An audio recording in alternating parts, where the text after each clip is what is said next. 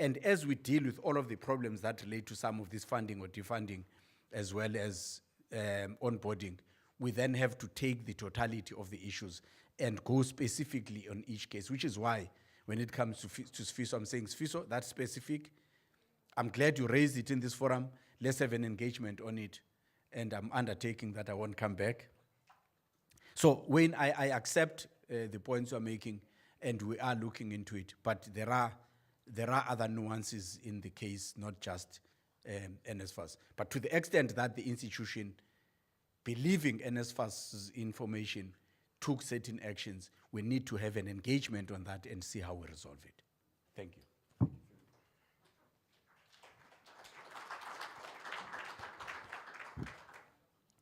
Thank you, colleagues. We have done a slight adjustment. Are there more questions at this stage? I'm still boldly looking at the time.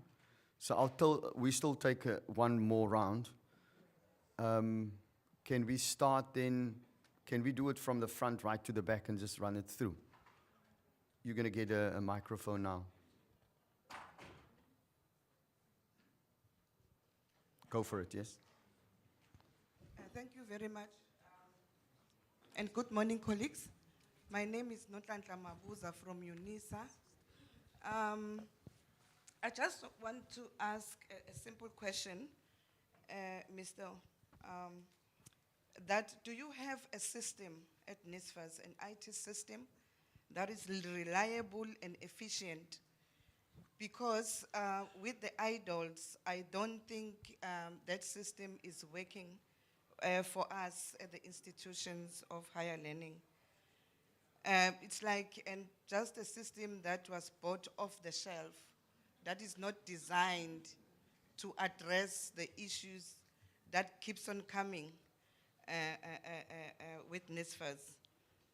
And the second one is the issue of regional offices. You have the call center that, for me, I don't want to use the word useless, but if that call center was actually working and capacitated, they could resolve lots of our issues. We have the service agents that, yes, they are assisting to a certain extent, and most of our issues were supposed to be addressed because there are liaison between us and NSFAS. Now we're coming up with the regional offices. If the status quo in terms of communication between your internal staff is not resolved, those regional offices, unfortunately, they won't serve a purpose. Thank you. Thank you. Yes, you can go. Okay. This is Sipokazi Matanzima from the University of Free State. I would like to make a plea with NSFAS. On a monthly basis, we get exceptions, an exception list, which would have students that have exceeded N+, students that have exceeded income threshold, students that reapplied before migration. So these students will be blocked from getting allowances. But the status on the portal says Reg received. And these students fight us. Because also with the call center and the service agents, there's no synergy. The information that the service agents have and the information that the call center has is totally different. Students call, they get a different answer. They come back, they are sent to the financial aid office. They come to us and they fight us. And they're saying we're telling them lies. Can we please, those students that are on the exceptions list, can the status be corrected on the system? Thank you. Thank you. Next person, Donnie, you may go, and then we'll go to the back. Donnie Jeffer, Northwest University. This previous speaker touched on the point that I also want to make. Reapplied before migration. In 4 months, no one could explain to me what does it mean. Those students are stuck, we stop their allowances, and no one tell us what's the way forward. Another one is the duplicate registrations. I don't know how one NSFAS staff member can confirm that the student did send the email to NSFAS, confirming he is at our university, while another staff member just refused to take them off from the exception list. That's a quick win. The students have done what we've asked them. Please just take them off the exception list and unlock the payment to the universities. And then we've got plenty of proof of students that submitting ITA 34 SARS documents to us that indicates that the income is well below the threshold. And please provide us a portal or something that we can submit those to NSFAS to investigate, because it can't be uploaded on the portal because the appeals is closed. Thank you. Thank you, Danny. Yes, Ntabiseng. Good morning, colleagues. Ruth from TUT. I've got 3 or 4 questions. Number 1, it's regarding the defunded group. We appreciate the initiative taken by NSFAS to try and assist the students, but we are 3 weeks away from the exams. Is it possible that we can get a timeline as to when will we get feedback on this group? We don't want students appealing next year because they were worried their fees are not gonna pay it. Please. The second one, it's regarding direct payment providers. In May, NSFAS paid money to Izaka to refund student allowances. We've got a group of students that never received the money. Now it's November, they're supposed to get their last amount, but they are requesting for the amount of May. Is there any planning, any strategy there to try and solve the problem?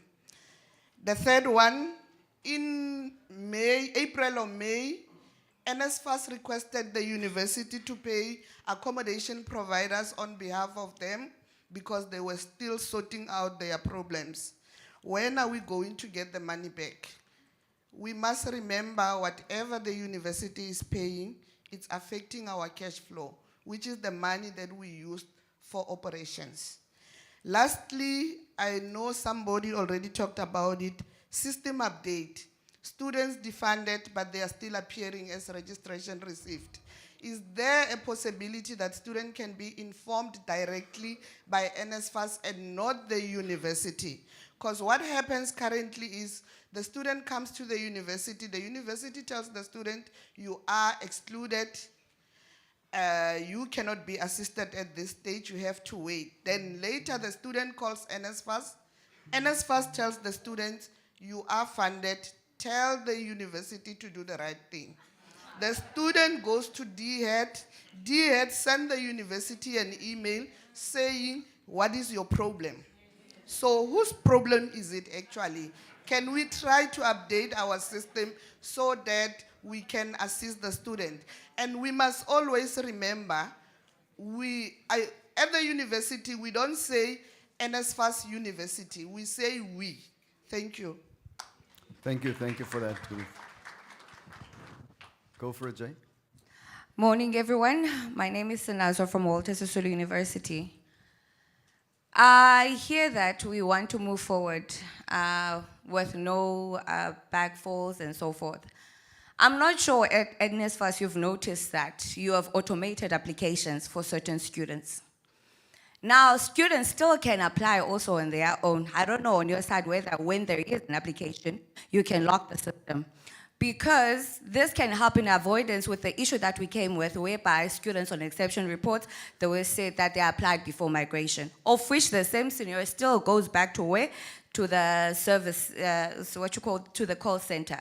They tell the students, no, the university is still funded. So also on the other side, please train your call center agents to consult. If they are not sure they're seeing this thing is being escalated, there's a student, whether there's a way of a student with a certain ID can be marked, and then when the student is still calling back with the same query, that needs to be marked and sent to the service agent if a call center agent cannot even answer that question. Thank you. Thank you for that question.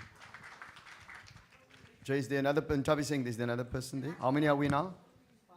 5 now. The last question, yes. Good morning, colleagues. Most of the questions over there has already been captured. Yeah, my name is Leroy Viljoen from Northling College.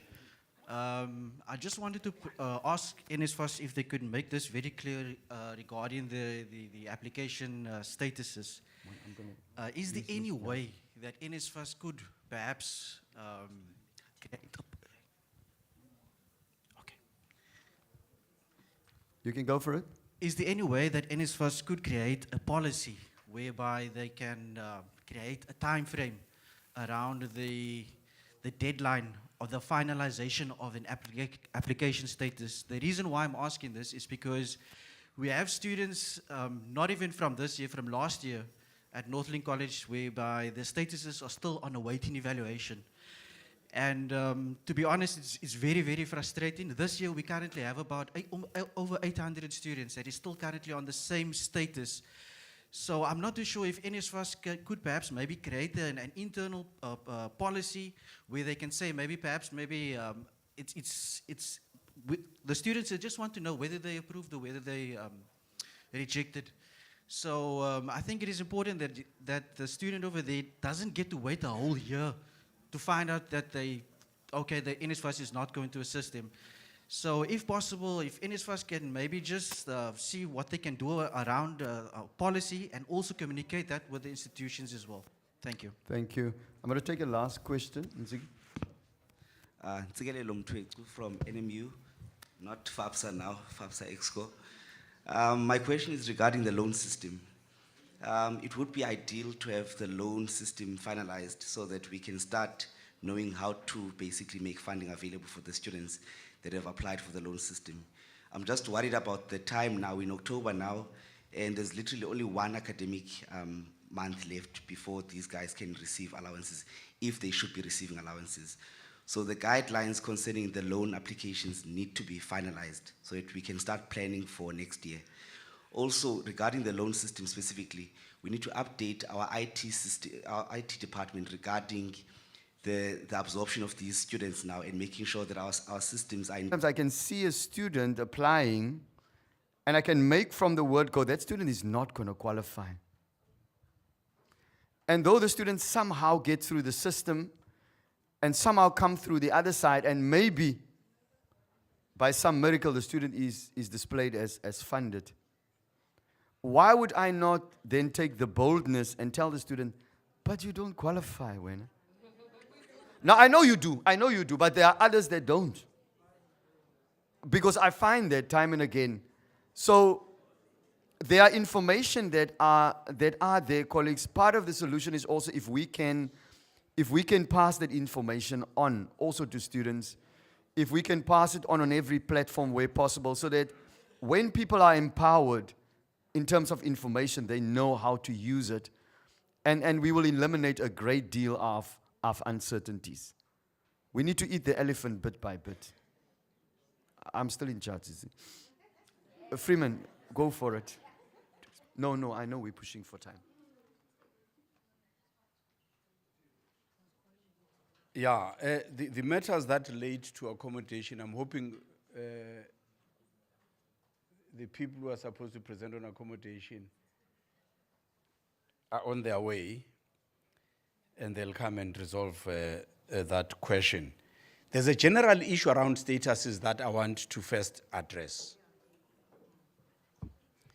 We've given an instruction to the IT team because first there was multiple statuses that were showing for you guys. That we've got no business showing you all of those different statuses. What you are interested in is whether the student is now funded or not funded. And therefore, we're saying we need to streamline that so that at the end of the day, the only thing you are having access to is whether the student is funded or not funded. And then the communication with the student is an important piece. Nontlanta is asking whether the system is reliable or not.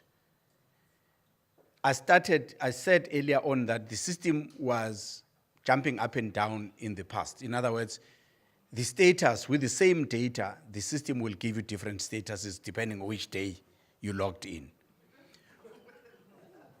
We've resolved that. While the statuses are still all over in terms of the actual statuses, the consistency of that information is something that we've said, let's have consistent status. And that means that you read the information from a specific source where that information is not changing, unless there has been new information introduced that results in a new status. Okay, so that piece we've dealt with. The piece around the multiplicity of statuses that we have is still an issue that we need to resolve, and we've instructed that only display that which matters to the stakeholder you're dealing with. The other piece is students are persistent. You make a decision based on the information you have that you are not funded. Student says, here's additional information, you should fund me. So that student is going to continuously appear as awaiting evaluation, because you've evaluated, decided, student brought back another appeal. So you do pick up those. If there is an awaiting evaluation without, because once you get to, if you're waiting for information from the student and you get to the end of the month, I think it's 30 days that you can wait for the information. After 30 days, you cut off that point. So it's an important issue to understand. The system has been problematic. The system as it is today still has some weaknesses. And some of the points you are raising are the points that either Farun, and he's going to come here to talk to the automated application thing, either Farun or the IT team are engaged in saying, clean that up, take that out, take that out, take that out. So, the issue of the regional offices are creating proximity to a warm body that's going to resolve the issue, that's going to take the issue for the student. Part of the problem now, people say there's no response at the call center, but there will be somebody you can walk into an office and stay in that office until you get an answer. So there is value in the regional offices that will take away the issue of the call center. There are things that, once you stabilize the database of the information and the source from which the system reads is stabilized, you don't need a human body to answer the questions in today's environment. So we've created a chatbot already that our call center people can access and use, but also students can access and use. The communications team is in the process of final testing so that that can be rolled out across the board. So for all of the things that there's already information in the NSFAS system, there will be no need to phone anybody. You will have access through a WhatsApp process, which is data friendly. You will be able to access that information, ask questions on the system, and the system will give you the answers on all of that. That capability has been built, and it will release pressure from the call center and all of those things. Now, there's something that from outside frustrates you. From inside, we see where it comes from. We, in the past, had a lot of queries coming as a result of student allowances. By sorting out the student allowances, we've eliminated those. We now still have a lot of issues that relate to accommodation and late payment of accommodation and all of those things. There's of accommodation. Once you sort out how accommodation is managed within NSFAS, you're going to deal with that issue. I said in the presentation, there is a function at NSFAS that is important that nobody is doing. It's done as an additional activity to somebody. And that relates to that data interface between ourselves and institutions. That function, nobody is doing that currently. That's a big weakness. Because a lot of the other things we're talking about, while they are specific to a specific issue, if you sort out that function, you're going to create symmetry, information symmetry between ourselves and institutions. And by creating that information symmetry between ourselves and institutions, you resolve a lot of queries. You can go item by item. And if you go item by item, you're going to spend a lot of time. But dealing with this issue from a systemic point of view means that we create that function, we capacitate that function, and it will take care of a lot of the issues. A number of the issues that are being raised relate to do so. The issue of financial eligibility, we must remember that first. And yet, because of the nature of the problem that that child is facing, NSFAS gets to be asked to deal with that issue. But NSFAS cannot deal with that issue. Because government has taken a position that if there's two parents that bring a child into this world, they are the primary sources of support for that person. So the issues of eligibility, if you deal with them in isolation of both parents, you will arrive at a different answer to what NSFAS arrives at. But it doesn't make NSFAS's answer wrong. It doesn't make your answer wrong that the student taught. It just makes your position wrong when you say NSFAS is supposed to support that student. Because NSFAS cannot. We would love to, but the legislation says we must only help people in a certain category. The question that Sinazo was raising,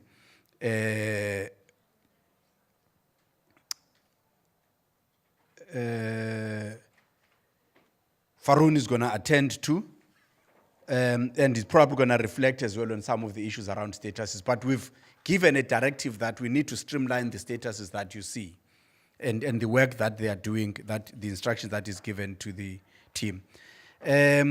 The issue of the loan system, we do realize the pain that is caused. If we, the announcement was made when? In January, on that. And there was no prior warning that you need to prepare to get to that point. I think the team has been working hard to arrive at a point where we make the decisions. Yes, we've slipped. There's things that we could have done in April, May, and we did not do them in April, May. We've only finalized those things now. There's 1,320 or whatever students that we've sent information to institutions and said, please, we need this and that on those students so that we can proceed to fund. Of all the people that applied, only 1,300 odd are the ones that fall within the category. But even with those 1,300, because this thing is framed as a loan, you've got the National Credit Act that talks to responsible lending. Now, that infrastructure did not exist in terms of thinking like that because from 2017, we had done away with the loan approach. So you had to then go back to rebuilding that. The actual system that was supposed to deal with that was no longer at NSFAS at the time.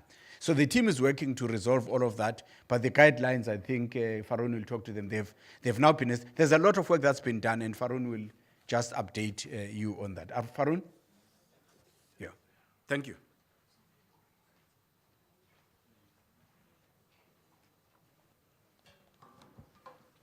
Good morning, everyone. I feel like I know you. I've seen you on Teams so often. Thank you for the questions. I think we must be very honest in our responses to you to tell you what works and what doesn't work, and together we can develop solutions. Now, let's talk about the statuses that you see first.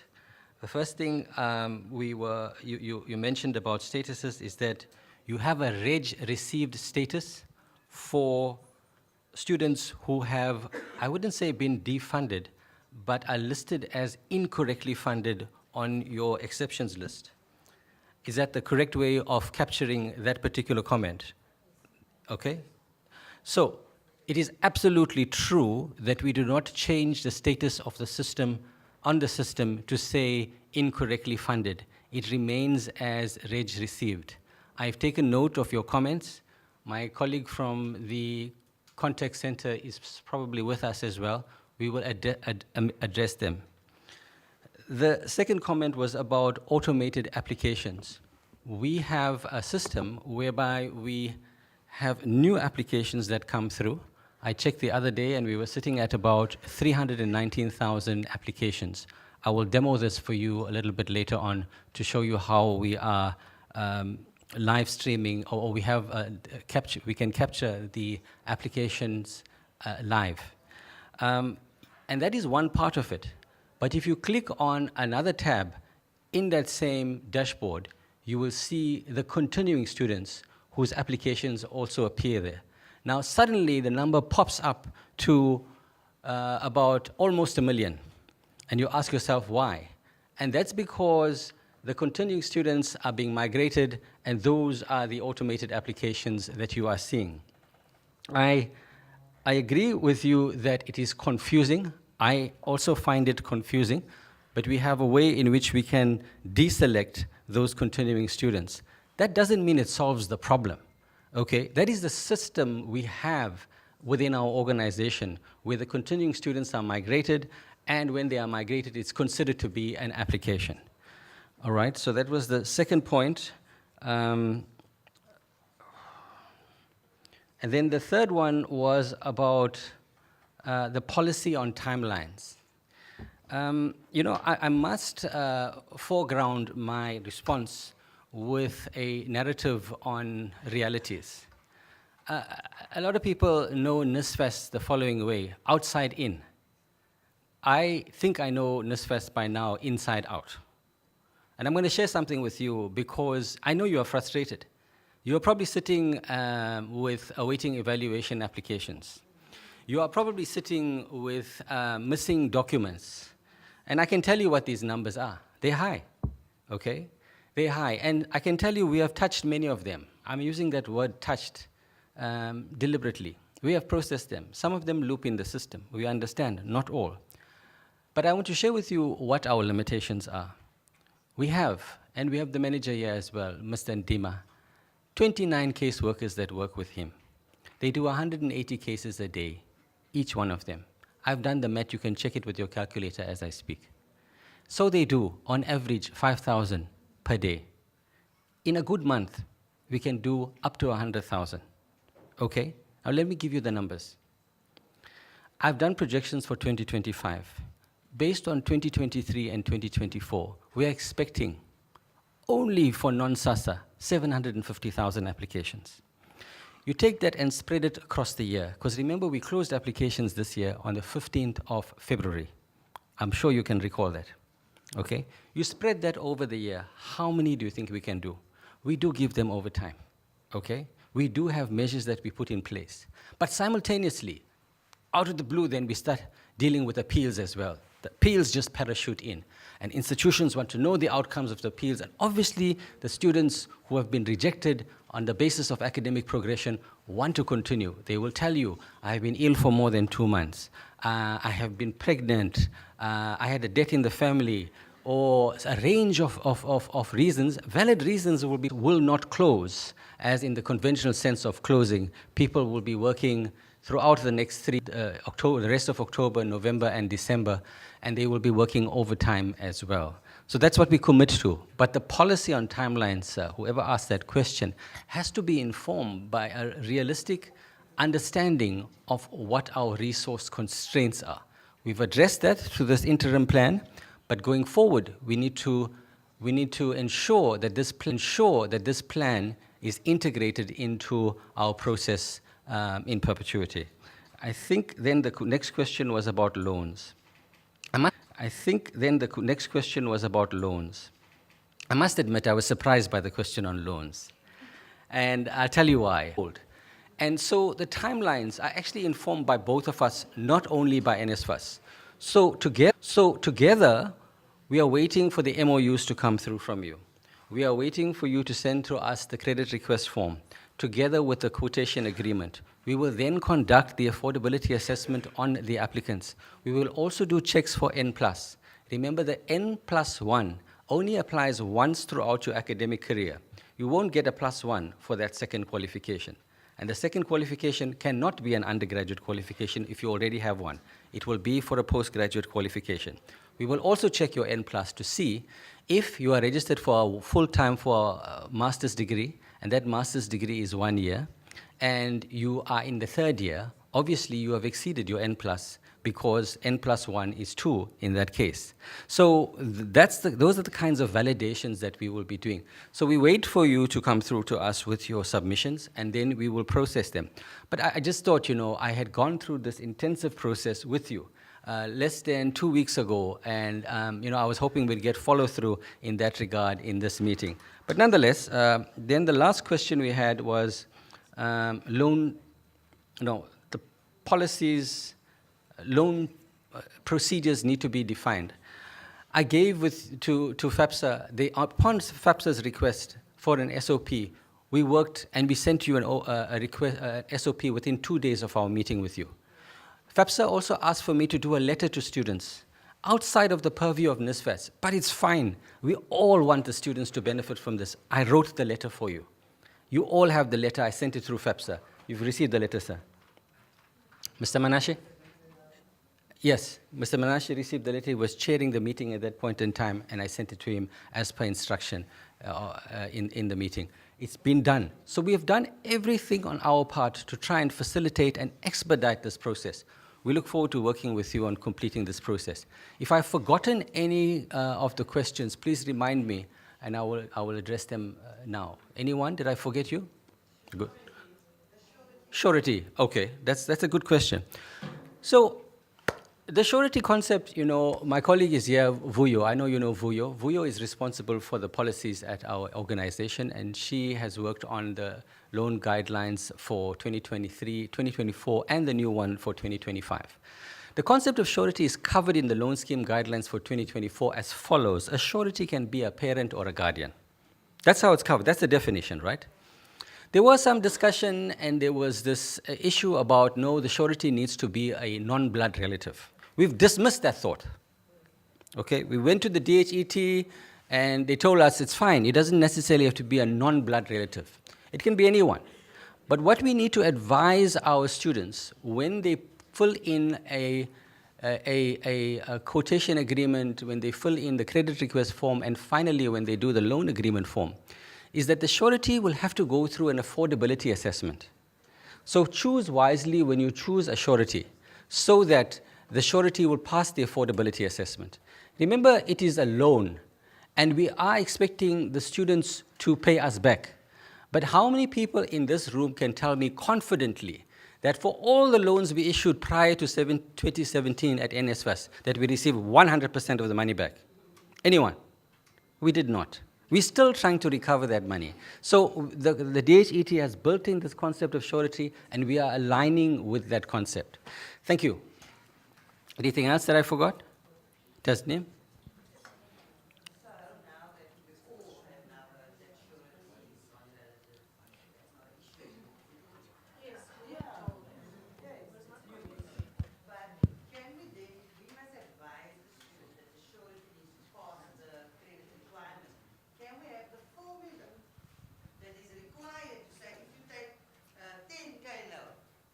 If you take a 10K loan, your surety needs to earn, I don't know, 40K. We actually do need to be able to advise students. Otherwise, they're going to come to us with nonsense sureties. Mm-hmm. So that's the next question then. What is the ratio you need to use for a qualifying surety?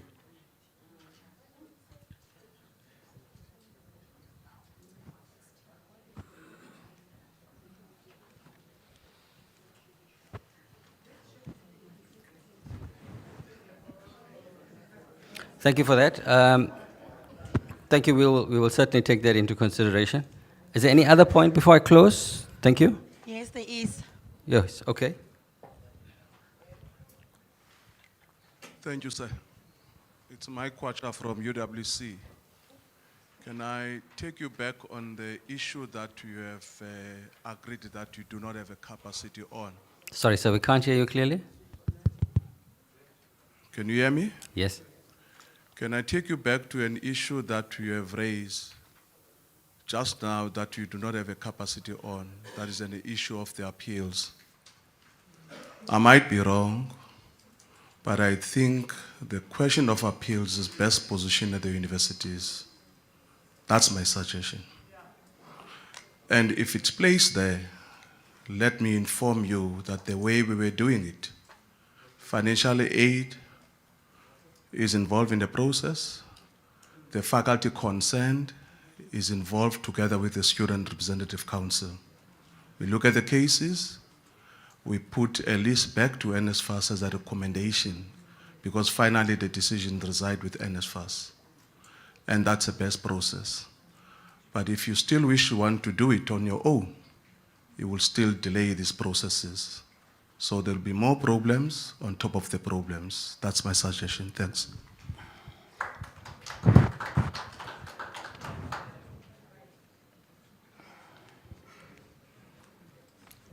Thank you for that proposal. We have received that offer previously from UWC. The immediate plan is for us to process appeals by ourselves. And as you know, we've put in an elaborate plan together for applications to be processed. And we will be finalizing appeals as they come through as well. Thank you. Okay, are we good? I think we're done. Okay, thank you. Thank you, Farron. Colleagues, I'm sure some of the issues will be interrogated in the commissions. We press for time, so without, sort of any formal way of sort of waving it off, I think we'll just set up a planning to the breakouts. You wanted to add something, Freeman? I want to abuse your kindness. With the bucket head from UCT, I did not get the name. People are taking responsibility for this. I can interpret it in two ways. There's many other ways in between. The first one is they see that you are benefiting from this. They also want to benefit, so they take it onto their own shoulders. First one. The other one is they see you are benefiting and they think you'll continue doing it in a way that benefits you, and therefore they take it over. None of the two reasons, and there's many reasons in between, none of the two reasons make it the best solution. So working together, leveraging on the resources that we have as a sector is important. Therefore, in the plenaries, wherever, in one of the plenaries, maybe you might need to dig into this and figure out if there were problems of corruption. I'm not suggesting that they were. If there were perceptions even of corruption, how do we then design the system in a way that makes sure we are able to utilize all of the resources we have in this room in the service of our students, while ensuring that the system has got the integrity it requires to do so. I take the challenge that that suggestion is a sensible suggestion. We need to think about it seriously so that we leverage on the resources, but at the same time, can we then think about how do we do it in a way that enables that it's got integrity and can be trusted? Thank you. I think that's a way forward. That's a way forward. President, are we ready to separate? We're pressing for time. Okay, I'm going to make an exception. I'm going to take one more, but then we're closing because we're running for time. I have to still divide you in commissions, and the tea is getting cold. I forgot about my friend. Mr. Sonti, you want to close this part. Please do so. I forgot about your apology. You did ask me earlier. Okay. Thank you so much, Kali, and good morning to the rest of the colleague. Good morning to the administrator of NSFAS. So I chose to sit at the back today, Kali, so that I can raise questions as well. No. Do so. So I have a few things that I want us, I'm sitting there, administrator, I'm just thinking. So the theme of this, since yesterday, of this conference has been about collaboration. So now I'm sitting there, I'm like, now that NSFAS is in the house, we forgot about collaboration. We want to raise more issues to NSFAS, but nonetheless, I have a few things that I want to address. Very quickly, Kyle, I won't waste your time. So one thing that I've noticed, administrator, is that in terms of the system, I don't think colleagues seem to complain much about the system. Maybe it's the communication part in the system that needs to be strengthened a bit. Because I agree with you, Kali. There are certain things that at an institutional level, you can already tell even before it goes through a process that it might not succeed. But we just need to strengthen that a bit. And NSFAS is not the individuals at NSFAS. I mean, we're in a conference of financial aid practitioners. Financial aid practitioners. All of us here, we are NSFAS. All of us in this room, we are NSFAS. So we have a responsibility, Kali and President Jay with your collective, we have a responsibility of trying to assist and fix the system. You know, I want to make an example, administrator. In my younger years when I was in SRC, I used to sit in an appeals committee of TUT. We used to get a lot of people that did not deserve funding through that appeals committee. We used to find ways of pushing university management to fund those people. So a system can be interpreted as good by one person, but the same system can be manipulated by the other person. So what we then need to find is mechanism into assisting the officials at NSFAS and the department on how to make the system better. It's that analogy of an aeroplane that is flying. It has a destination, but we need to fix it. One would swear, administrator, that out of the almost 1 million students that NSFAS funds, you'd assume that majority of those students are the ones are having issues, but majority of those students, NSFAS funds very well without any discrepancies. The discrepancies we might find in a very small number of those students. But I'm not saying they're immaterial, those discrepancies, but as a collective, we must be able to find ways in addressing them. I think we must also agree that part of this communication issue that we have, administrator, it must then speak to the issue of decentralization that I think everyone has been speaking about, the accessibility of NSFAS as well. You know, I'm asking a colleague at the back that if I have this servicing admin people from NSFAS, I don't need to call the call center. Why am I calling it? When NSFAS has deployed someone to my institution as a direct link. Now, yes, I hear you. I hear you. But the strategy moving forward as well is that students must be made aware of the NSFAS official responsible for the institution. Now, Thank you. You see, Thank you, colleagues. students must be made aware of the responsible officials. Now, that in itself will assist us a lot in terms of dealing with some of these issues that maybe the call center might not know how to deal with. We need to find mechanism. Instead of us saying, call center has a problem, probably we've all accepted there's a problem there. How do we then resolve it? How do we resolve that call center problem? Is decentralization a solution? If yes, then maybe let's then say, NSFAS, please work with speed to resolve the issue of decentralization, if that is a solution. But instead of saying, because there is a problem and you do not want to find any solutions, will not assist the system. But I want us to, in closing, Chair, I want us to speak on the issue that NSFAS is all of us who are here. This system is ours.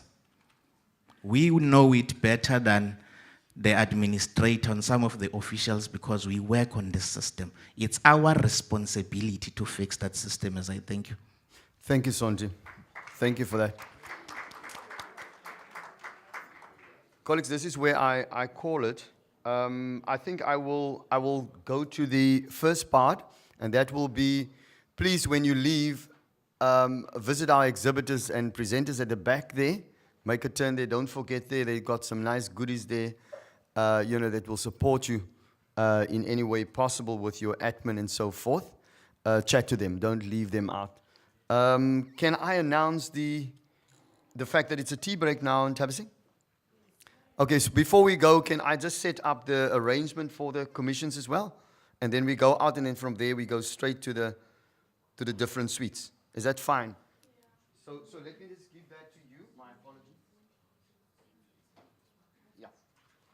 Colleagues, there's also a request that when you leave, straightforward, take all your stuff with you, because you're moving into those different commissions, you know, on a continuous basis, and you're not going to remain here.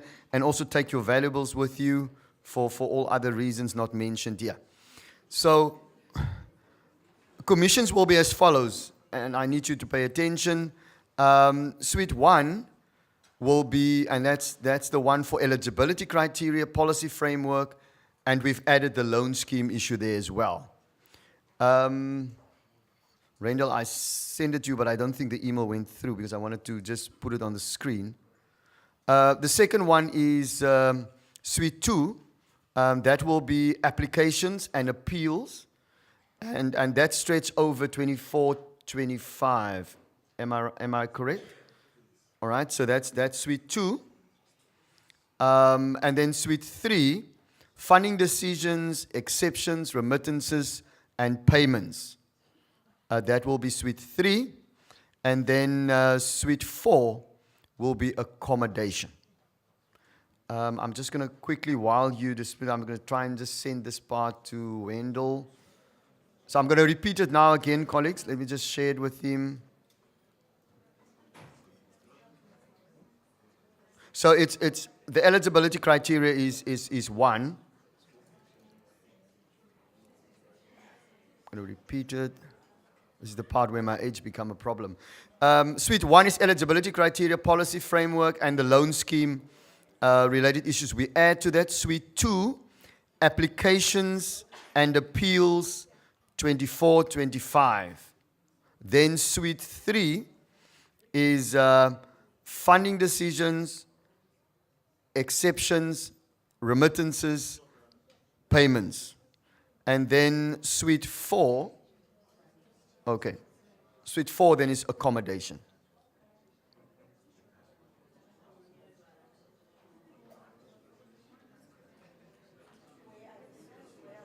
All right, where's the suite? Just right. Yeah, yeah. Colleagues, that's the reason why we ask you to step out. We're going to just divide. While you are having tea, we're going to set up the suites within this. Excuse me. Hello. Just ask the person next to you, are you listening?